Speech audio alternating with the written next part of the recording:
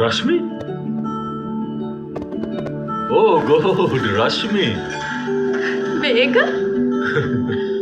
ඉතින් අනේ ප්‍රණීති මේ මගේ අතිජාත මිතුරිය යාළුවා රශ්මි මේ ප්‍රණීති මගේ වයිෆ් දැක්කට සන්තෝසයි මේකට හුඟක් උදව් කරලා තියෙනවා කියලා මට කියලා තියෙනවා.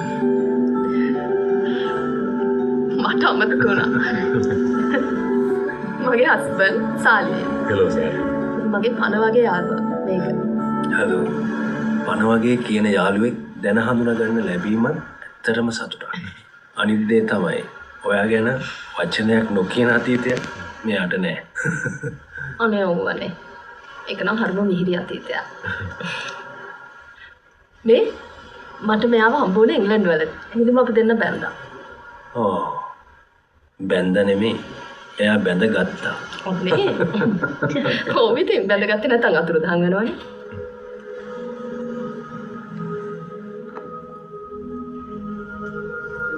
ප්‍රනීති ඔන්න කැම්පස් කාලෙදී ජොබ් එක කරද්දී සියලු අනවින අකල විකල වලින් මම තමයි ඔන්න මෙයාව බේරගත්තේ. ප්‍රණීති මෙතනින් එහාට මෙයා කියන දේ ඔයාට අහගෙන ඉන්න වෙයි.